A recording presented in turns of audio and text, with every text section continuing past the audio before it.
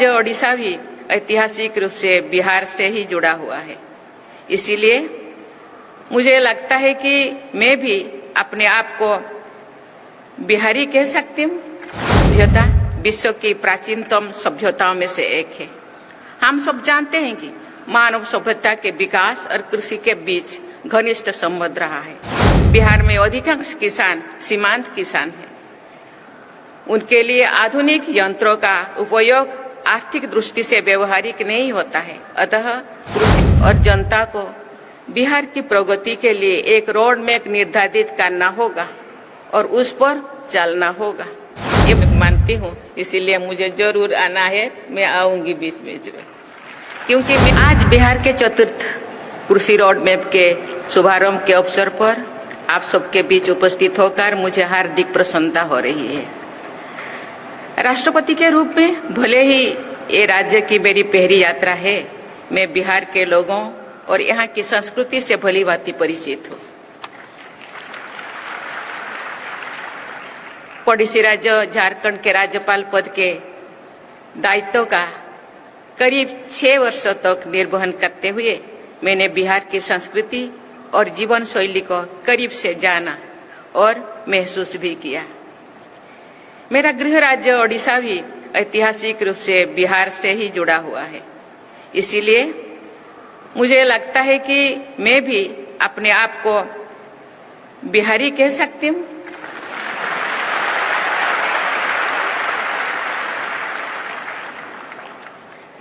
कृषि बिहार की लोक संस्कृति का एक अहम हिस्सा है। बोटोहिया, विदेशिया से लेकर कटनी और रोपनी गीतों तक की बिहार की लोक संस्कृति और साहित्य की यात्रा ने पूरी विश्व में अपनी पहचान बनाई है। मैंने सूरीनाम की अपनी यात्रा के दौरान वहां पर पुरातन बिहार के झलक देखा। विशाल भौगोलिक दूरी और अलग अलग टाइम जोन में होते हुए भी बिहार से गए लोग ने जहाँ तक वहाँ और रहते हैं अपनी संस्कृति और परंपरा को संजोए रखा है, वही दूसरे ओर स्थानीयता में भी रोज बस गए हैं। देवियों और सजनों, बिहार की सभ्यता विश्व की प्राचीनतम सभ्यताओं में से एक है। हम सब जानते हैं कि मानव सभ्यता के विकास और कृषि के बीच घनिष्ठ संबंध रहा है। कृषि बिहार की अर्थव्यवस्था का आधार है।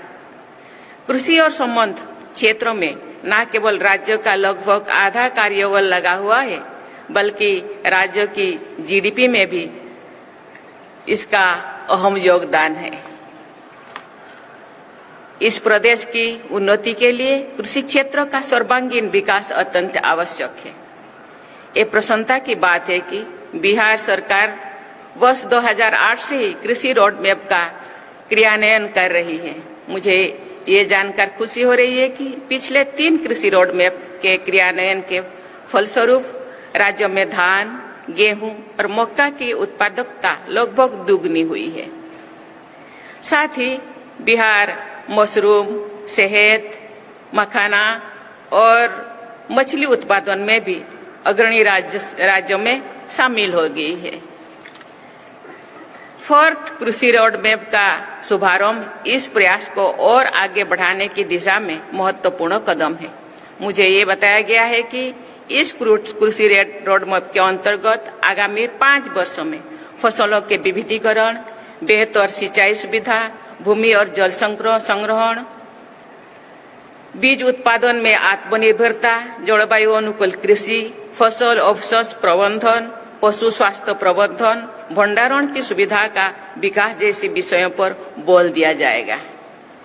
देवियों और सजनों, बिहार के किसान भाई बहन खेती में नए नए प्रयोगों को आजमाने और अपनाने के लिए जाने जाते हैं।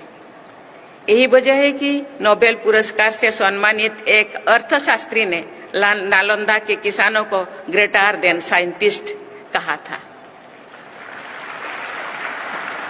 ये बहुत ही प्रसन्नता की बात है कि आधुनिक पद्धति को अपनाने हेतु यहाँ के किसानों ने कृषि एक परंपरागत तरीके को अनाज की किस्मों को बचाए रखा है। ये आधुनिकता के साथ परंपरा के सामंजस्य का अच्छा उदाहरण है। शायद इसी कृषि संस्कृति को पहचान कर वर्ष 1905 में भारत का पहला कृषि अनुसंधान केंद्र बिहार के पूसा नामक जगह पर स्थापित किया गया है। आज जैविक उत्पादन की मांग देश विदेश में तेजी से बढ़ रही है। बिहार के किसान भाई बहनों को इसका लाभ उठाना चाहिए। जैविक खेती के एक और जहां कृषि की लागत को कम करने का पर्यावरण संरक्षण और सहायक है, वही दूसरी ओर एक किसानों की आय को बढ़ाने और लोगों को पोषण युक्त भोजन उपलब्ध कराने में भी सक्षम है। मुझे खुशी है कि बिहार सरकार ने जैविक खेती के लिए गंगा किनारे के जिले में जैविक कॉरिडोर बनाया है। जैविक कृषि और पर्यावरण संरक्षण में खेती और पशुपालन के बीच एक दूसरे को लाभान्वित करने का पारंपरिक संबंध बहुत लाभकारी है। खेती के अवशिष्ट यानी वेस्ट और खरपतवार पशुओं के लिए उत्तम चारा होता है। पशुओं का गोबर भी जैविक खाद के काम करता है। बिहार में अधिकांश किसान सीमांत किसान हैं। उनके लिए आधुनिक यंत्रों का उपयोग आर्थिक दृष्टि से व्यवहारिक नहीं होता है। अतः कृषि और पशुपालन का एक दूसरे के पूरक के रूप में प्रयोग किसानों को आर्थिक रूप से सबल बनाने की दिशा में महत्वपूर्ण है। ग्लोबल वार्मिंग और जलवायु परिवर्तन एक वैश्विक समस्या है। ये पूरी मानवता के अस्तित्व के लिए संकट है, लेकिन इसका सबसे ज्यादा प्रभाव गरीब और वंचित लोगों को पर पड़ता है। मुझे बताया गया है कि हाल के वर्षों में बिहार में बहुत कम बारिश हुई है। बिहार एक जल संपन्न राज्य माना जाता रहा है। नदियां और तालाब इस राज्य की पहचान रही है। इस पहचान को बनाए रखने के लिए जल संरक्षण पर ध्यान देना अत्यंत आवश्यक है। मेरी राय है कि जलवायु परिवर्तन की चुनौती से निपटने में क्लाइमेट रेजिलिएंट एग्रीकल्चर महत्वपूर्ण भूमिका निभा सकता है। वर्तमान कृषि पैटर्न में बदलाव लाकर बायोडायवर्सिटी को बढ़ावा दिया जा सकता है। जल स्रोतों का दोहन कम किया जा सकता है। मिट्टी की उर्वरता का संरक्षण किया जा सकता है और सबसे बढ़कर लोगों की थाली में संतुलित भोजन पहुंचाया जा सकता है। मुझे ये जानकर प्रसन्नता हो रही है कि बिहार की एक प्रमुख फसल मक्के से इथेनॉल का उत्पादन किया जा रहा है। फसिल फ्यूल पर निर्भरता को कम करने, पर्यावरण संरक्षण और देश की ऊर्जा सुरक्षा की दिशा में ये एक महत्वपूर्ण कदम है। सब्जियों और फलों का उत्पादन भी आर्थिक और पर्यावरण की दृष्टि से लाभदायक हो सकता है। बिहार अनानास, आम, केला, अमरूद और लीची का प्रमुख उत्पादन राज्य है। यहाँ पर गोभी, बैंगन, आलू, प्याज जैसी सब्जियां भी प्रचुर मात्रा में उगाई जाती है। बिहार के मखाना, कतरनी चावल, मोर्चा धान, जर्दालू आम, सही लीची और मोगी पान को जीआई टैग मिला हुआ है। लेकिन सब्जियों और फलों के बड़े पैमाने पर उत्पादन में भंडारण, परिवहन और बाजार जैसी समस्याओं सामने आती है। उचित भंडारण, सस्ती और विश्वसनीय परिवहन व्यवस्था और व्यापक बाजार उपलब्ध कराकर फलों और सब्जियों के उत्पादन को प्रोत्साहित किया जा सकता है।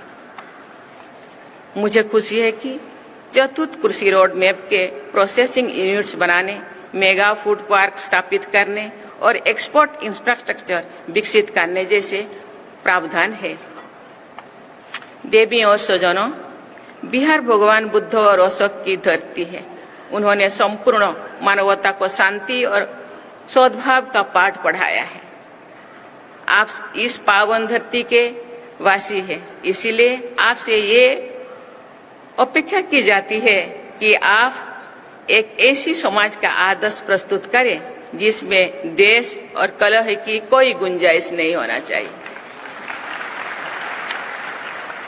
विकसित भारत के सपने को पूरा करने में इस प्रदेश का योगदान अत्यंत महत्वपूर्ण है, लेकिन इस सपने को सच्चाई से बदलने के लिए हमें मानव निर्मित संकीर्णताओं से बाहर निकालना होगा। बिहार को एक विकसित राज्य बनाने के लिए समेकित विकास के अलावा कोई विकल्प नहीं है। राज्य के नीति निर्माताओं और जनता को बिहार की प्रगति के लिए एक रोड मैप निर्धारित करना होगा और उस पर चलना होगा। ये बहुत ही प्रसन्नता की बात है कि कृषि रोड मैप का क्रियान्वयन किया जा रहा है। मुझे और अधिक खुशी होगी जो बिहार विकास के हर मानक पर रोड मैप बनाकर लगातार प्रगति के पथ पर बढ़ता दिखाई दे, क्योंकि ये भी मेरा राज्य है। मैं अपना राज्य मानती हूँ बिहार को। माननीय मुख्यमंत्री ने मुझे बार बार आने के लिए कहते हैं, मैं जरूर आऊंगी, क्योंकि ये भी मेरा राज्य है। कभी मेरे पूर्वजों में यहाँ रहा करते थे, अभी मेरा भाई बहन उनके उत्तर पीढ़ी है, तो ये भी मेरा राज्य अपने मानती हूँ। इसीलिए मुझे जरूर आना है, मैं आऊंगी बीच बीच में, क्योंकि मैं भी किसान की बेटी हूँ। यहाँ कैसे जैविक खेती किया जाता है, कैसे भंडारण, कैसे प्रावधान रोड मैप द्वारा क्या हो रहा है, मुझे भी जानकारी लेना है। मुझे तो प्रेसिडेंट के पास जाना है, गांव को खेती करना है।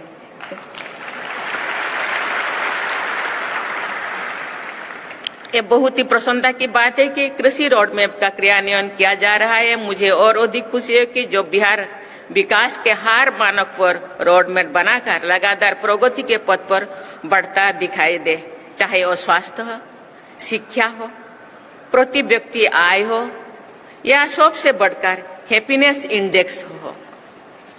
अतः मैं आप सबको नवरात्रि, दुर्गा पूजा और दशहरा की बधाई देती हूँ, क्योंकि अभी नवरात्रि चल रहे हैं। सब माँ दुर्गा की नवी पूजा को पूजन करते हैं। ये हम लोगों का बहुत सारे त्योहारों में से एक सबसे बड़ा त्योहार है। सबको बहुत बहुत बधाई। माँ दुर्गा की कृपा सदैव बिहार और बिहार वासियों पर बनी रहे। धन्यवाद। जय हिंद, जय भारत, जय बिहार।